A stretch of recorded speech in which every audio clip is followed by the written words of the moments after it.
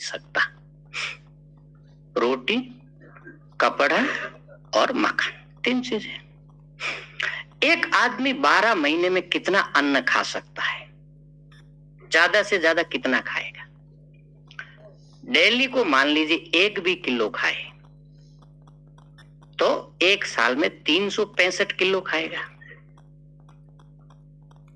ये उसकी एकदम प्राइमरी नीड है शरीर को चलाने के लिए।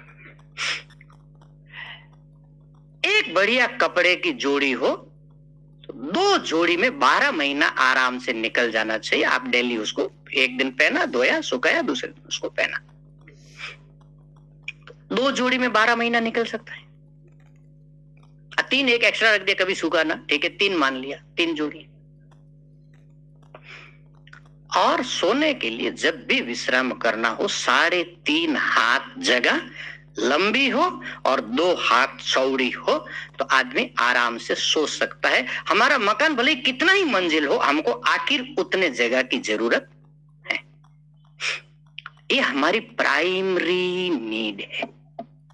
इसके बिना तो शायद शरीर चलेगा नहीं। अच्छा, ये कोई बहुत कठिन चीज है कि आदमी के पास में बल है, बुद्धि है, विद्या और इतना अर्जित ना कर सके, ऐसा तो नहीं है। और इतने में यदि संतुष्ट नहीं हुआ हो कोई व्यक्ति, उसको आप पूरी दुनिया का मालिक बना दीजिए, वो फिर कुछ नई प्लानिंग करेगा। जो यदि इतने में संतुष्ट नहीं है, उसको आप पूरी दुनिया उसकी गोद में रख दीजिए, फिर वो कुछ न्यू प्लानिंग करेगा।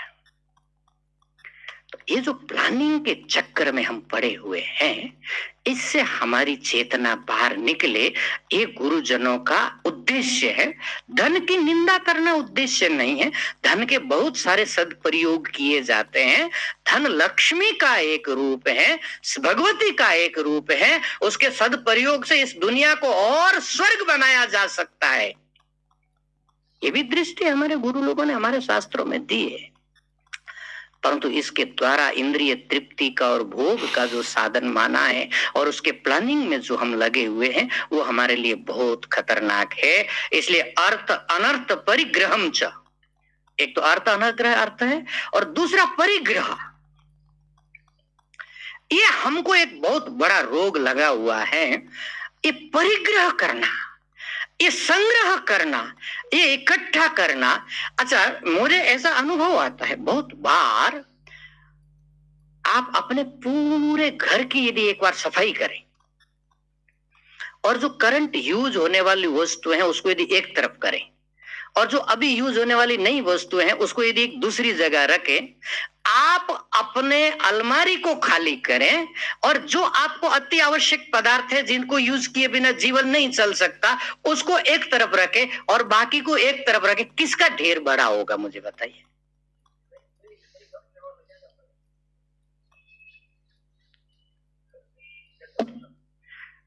ऐसा रोग हम लोगों को लगा हुआ है, बताओ। अर्थम अनर्थ परिग्रहम च, और ये जो परिग्रह, ये जो संग्रह, और बहुत चीजें ऐसी होती, मुझे लगता है कि जिंदगी में कभी काम नहीं आने वाली पर हम सोचते कभी काम आएगा, रख देते और उसको ढोते रहते। परिग्रहम च, इसको कैसे त्यागना है भैया? कहा कि वृथा संसर्ग संत्यागतः, एक वृथा वस्तुओं को त्याग करने का अभ्यास करना पड़ेगा। जो उपयोगी नहीं है वो यदि सोना दिए तो मेरे किसी काम का नहीं है। जितना उपयोगी है उतना रखने का, और यदि निकट भविष्य में कोई उपयोग उसका नहीं दिखता हो तो उसको ढोने का नहीं। तब इस बीमारी से बचा जा सकता है। अर्थ अनर्थ परिग्रहम च वृत्ता संसर्ग संत्यागतः स्त्रीवांसाम दोष दर्शन बला दुखम सुखात्मिक क्षणात्। और एक बहुत बड़ी चीज के ऊपर ध्यान दिलाया जा रहा है, स्त्रीवांसा।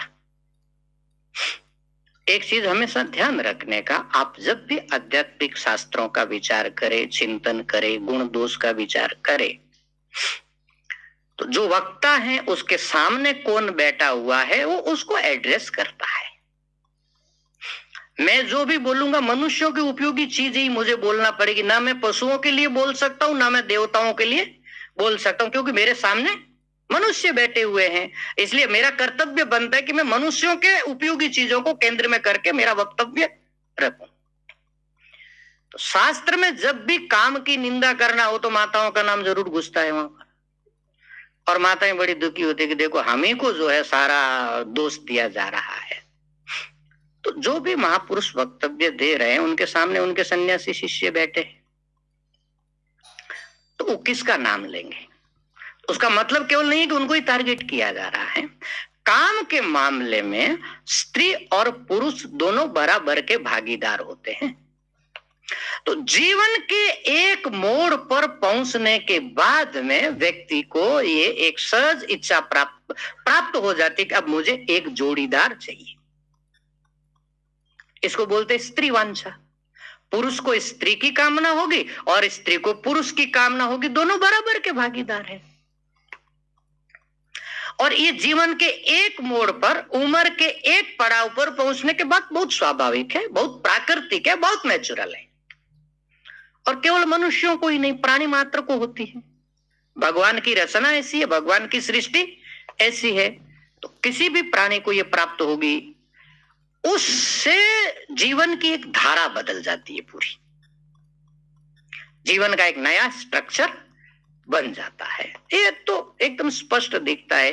ब्रह्मचर्य युक्त जो जीवन जीते या ब्रह्मचर्य जो आश्रम है या सन्यास जो आश्रम है, उसका स्ट्रक्चर एकदम अलग है, और जो गृहस्थ आश्रम है उसका स्ट्रक्चर एक अलग है। दोनों के अपने गुण हैं, दोनों के अपने कठिनाइयां हैं, दोनों की अपनी चीजें। परंतु मान लीजिए किसी व्यक्ति को उधर नहीं जाकर के इधर जाना है,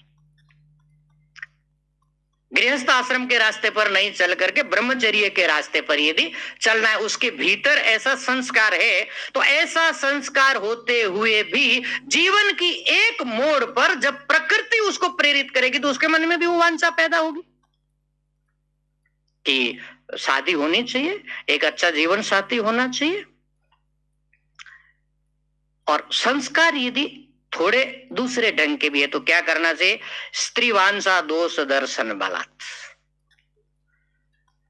दोष माने स्त्री का दोष देखने की जरूरत नहीं है। ये जो पूरी जीवन पद्धति है उसके साथ होकर के जीने से जीवन जहां तक पहुंचेगा, एक बार आंख खोल करके सजगता से पूरा देख लेना चाहिए। फिर आपको बहुत रमणीय लगे तो आपका भाग्य और भगवान आपका मालिक, आपको उधर जाना चाहिए। और यदि कुछ लगता हो कि ना इतना सब झंझट करने की जरूरत नहीं है, इसके बिना भी चल सकता है, और इनके बिना वाला मुझे ज्यादा अच्छा लगता है, तो वो उधर चलेगा। तो जीवन के एक मोड़ पर आकर के हम लोगों ने निर्णय लिया है, सभी लोगों ने निर्णय लिया अपने अपने ढंग से। तो यहां उनको दुर्वासनाओं से बाहर निकालने के लिए सजेशन देना है। तो भोगा शक्ति एक दुर्वासना है, इसलिए बचना हो तो कहा कि दोष दर्शन बलात्। उसके क्या क्या साइड इफेक्ट्स आपके जीवन में आ सकते हैं उसको एक बार यदि देख ले तो इससे बचा जा सकता है। स्त्री वांछा दोष दर्शन बलात् दुखम सुखात्मिक क्षणतया। और जीवन जब जीते रहेंगे तो बहुत प्रकार के दुख और सुख, ये जीवन जो है एक चक्र है, दुख सुख दुख सुख दुख सुख दुख सुख। और देखने की दो दृष्टि है। आप यदि सुख की दृष्टि से देखेंगे तो दो सुखों के बीच में आपको एक दुख दिखाई देगा, क्योंकि परंपरा कैसी है? सुख दुख सुख दुख सुख दुख सुख दुख, जीवन इसी प्रकार से आगे बढ़ेगा। अब आपकी यदि ये जीवन दृष्टि है कि आपको दो सुख के बीच में एक दुख दिखेगा, और यदि दूसरी दृष्टि है तो दो सुख के बीच में एक दुख दिखेगा का मतलब एक सुख ज्यादा दिखेगा और दुख उससे 50% ही दिखेगा।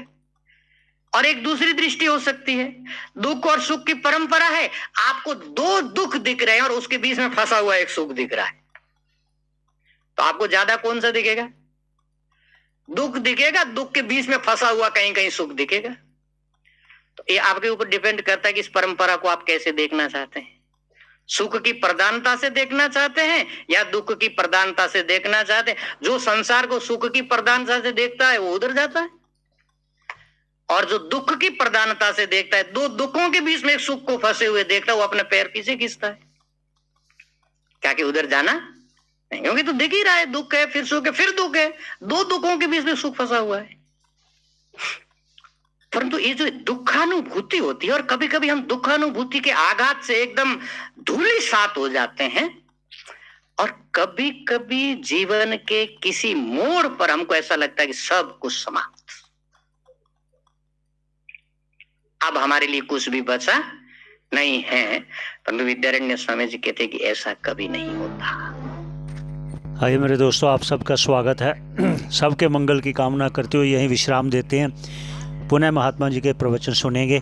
आप सबके मंगल की कामना करते हुए यहीं विश्राम देते हैं। अच्छा लगे तो आप शेयर कीजिए, ये सनातन धर्म संस्कृति का विस्तार होना चाहिए। अच्छा लगे तो शेयर कीजिए। धन्यवाद श्रवण करने का।